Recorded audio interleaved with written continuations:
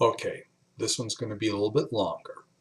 I'd like to discuss my plans to establish a Buy Domestic program to promote the revitalization of American manufacturing. You'll notice I didn't say Buy American. There is a difference.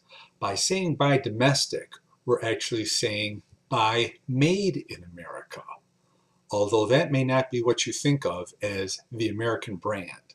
Let me explain.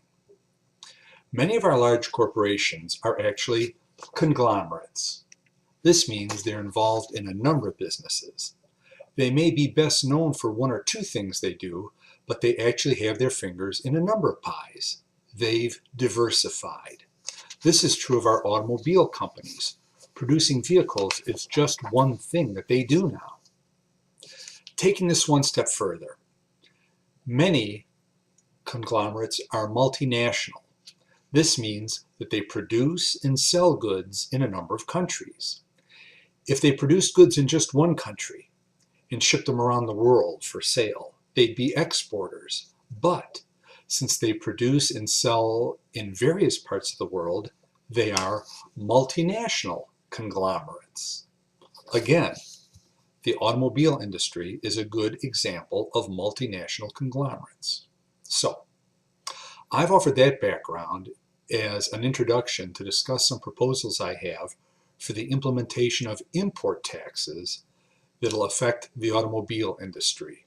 The goal of these taxes is to promote domestic manufacturing, which means making things in America instead of importing them to America. My wife loves her Honda Civic.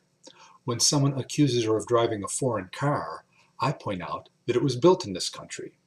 More to the point, it has an 80% domestic parts content. How many so-called American cars can boast a domestic part content as high as that Honda? I'm very fond of the new Chevrolet Cruze and Buick Verano. They're good cars. Both are produced in the United States, but have a disappointing 60% domestic parts content, as does the Ford Taurus. With 40% of their parts produced outside the United States, are these really American cars? We think of the Chevrolet Corvette as the all-American car. It may be that in spirit, but its parts content is 75% domestically produced parts. Does that make 1/4 of it a foreign car? Furthermore, how many American nameplate automobiles are manufactured in Mexico, then sold in the United States? For example, Ford's Fusion, Fiesta, and Lincoln MKZ are built in Mexico. GM builds Chevrolet Silverado and GMC Sierra trucks in Mexico. Chrysler builds Dodge Journey crossovers and Ram trucks in Mexico. And this isn't the complete list. Upon taking office, one of my first goals would be the repeal of NAFTA, the North American Free Trade Agreement. A joke that's often made about NAFTA is that since its advent, the greatest export from the United States has been jobs going to Mexico. This would be funny if it weren't so true. I believe a main goal of NAFTA was to break the United Auto Workers Union. Well, it succeeded in that respect. The UAW now has a two-tiered wage system, with new workers being hired at essentially half the former base hourly wage. With that success in mind, it's time for NAFTA to go. It's done its job. So here's my proposal. With NAFTA gone, there'll no longer be a free highway for bringing Mexican-produced vehicles into the United States.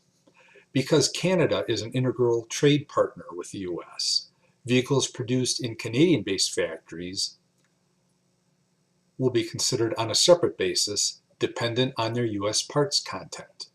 With both of these things in mind, I'm calling for a system of tariffs on vehicles imported to the U.S. for retail sale, and accompanying this tariff will be a sliding tax scale on American-produced vehicles based on their domestic parts content. Vehicles produced in the United States with a minimum of 90% domestic parts will have no such tax applied. As the domestic parts content drops from 90%, a federal content duty would be applied to the vehicle. And yes, duty is another word for tax. So, the lower the domestic parts content, the higher the tax. For example, we might derive that vehicles be taxed on a formula equaling a base tax of $500 plus 1% of the sticker price for every 10% the domestic parts content falls below our 90% domestic parts threshold. It doesn't matter if the manufacturer is one of the traditional American manufacturers like General Motors, Ford, or Chrysler, or if it's one of the Asian or European transplants who operate manufacturing plants in the United States. Your product is as American as its content indicates, so build it and sell it accordingly. The playing field has now been leveled.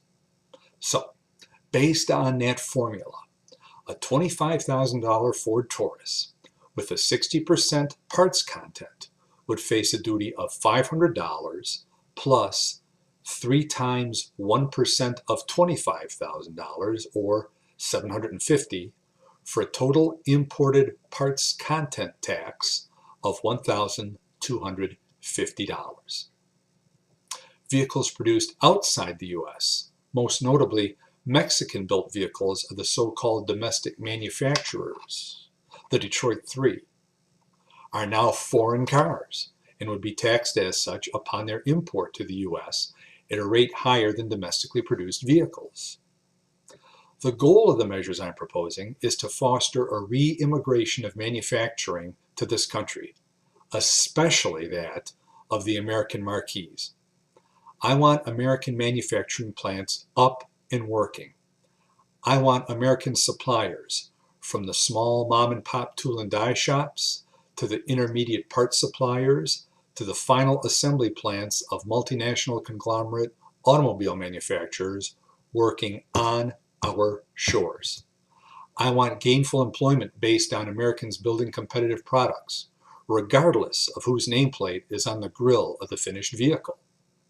Doing so will promote economic growth through a revitalization of our domestic manufacturing base.